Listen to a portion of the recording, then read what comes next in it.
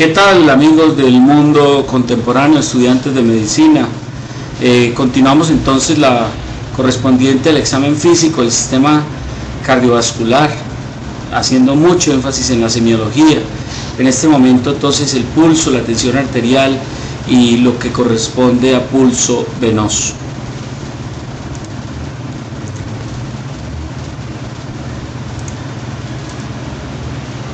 Entonces vamos a mirar los aspectos más importantes que tienen que ver cuando usted examina el pulso arterial de un paciente. Lo primero, podemos decir que las descripciones de palpación de pulso se remontan a épocas bien antiguas, 1862 antes, 3000 años antes de Cristo, en un papiro escrito por Smith en la ciudad de Tebas. Las características sobre el pulso, tenemos que describir características anatómicas, donde decimos que las arterias son lisas, son blandas, son rectilíneas, y palpar arterias sinuosas, nodulares, gruesas, pues ya nos habla de que puede estar ocurriendo un fenómeno aterosclerótico. Los bordes entonces de las arterias no son percibibles.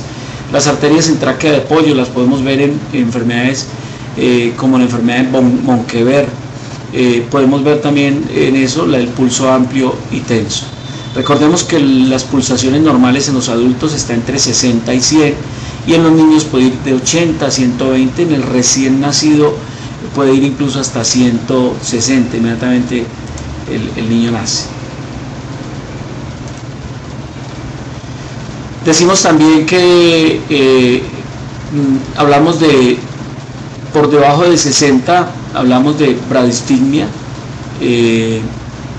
y la bradistigmia la podemos ver en muchos pacientes. Siempre hay que considerar que sean pacientes vagotónicos, deportistas, los hipotiroideos, pacientes con síndrome de hipertensión endocraniana, y haría parte de esa famosa tríada de respuesta isquémica del sistema nervioso central, que es la tríple respuesta de Cushing.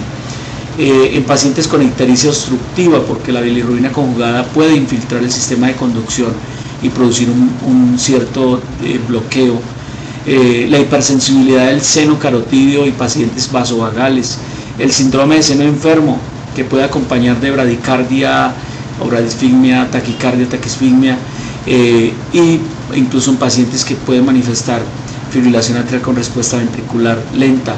El bloqueo AB completo definitivamente se acompaña a frecuencias muy bajas, 40 o menos, y algunos medicamentos, especialmente los beta bloqueadores, propanolol, que son no selectivos, selectivos metoprolol, y los digitálicos también pueden producir bradicardia, y los calcioantagonistas, sobre todo los no dihidropiridínicos como el verapamilo y el diltiazem. Los pacientes con más de 100 por minuto, podemos hablar que existen noxas o factores que lo aumentan, como el cigarrillo, la taquicardia de la fiebre, y existiría un signo que llamamos el signo de Faguet, donde hay una disociación pulso-temperatura, como se puede ver en pacientes con fiebre tifoidea y gripa común. Pacientes que tienen muy poca fiebre tienen taquisfigmia, que no concuerda necesariamente con la temperatura. Medicamentos simpaticotónicos también causan taquicardia, la fenilefrina, fenilpropanolamina, las anfetaminas, la adrenalina. Pacientes cuando tienen más de 150 por minuto, uno sospecha que no hay taquicardia sinusal, y ya sospecha que hay una taquicardia supraventricular o una ventricular. La taquicardia supraventricular paroxística la sospecha uno cuando son más de 160, y ahí cese súbitamente, sobre todo con estímulo de maniobras vagales.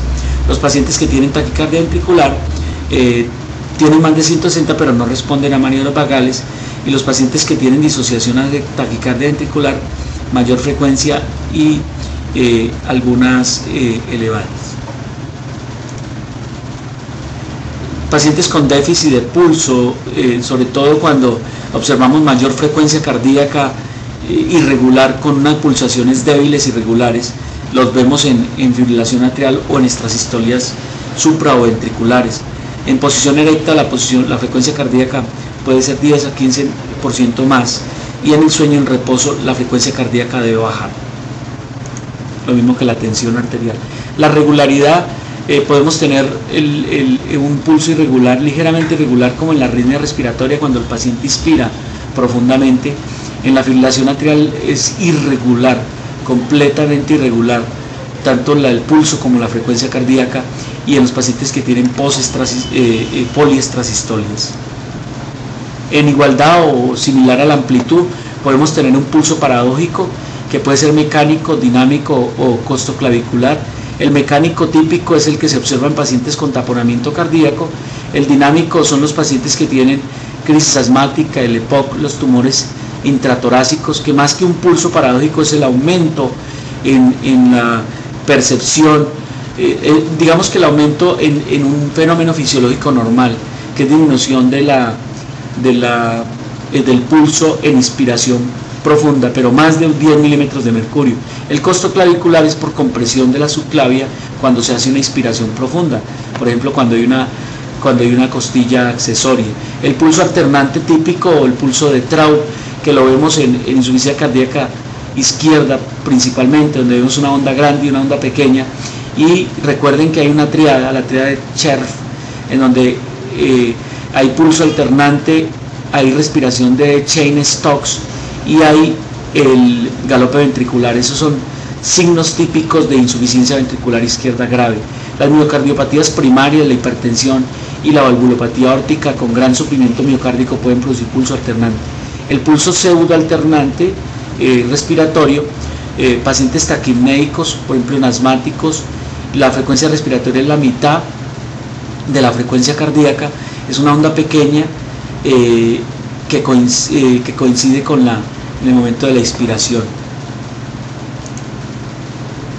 Podemos tener un pulso amplio, magno, que llamamos magno pulso, el típico pulso célero, pulso saltón o de Corrigan de la insuficiencia aórtica, que también da el signo del martillo de agua o el signo del pistoletazo cuando palpamos, sobre todo a nivel inguinal, donde usted puede auscultar incluso un ta con cada contracción cardíaca, y el pulso es muy amplio y golpea fuertemente el pulpejo del dedo.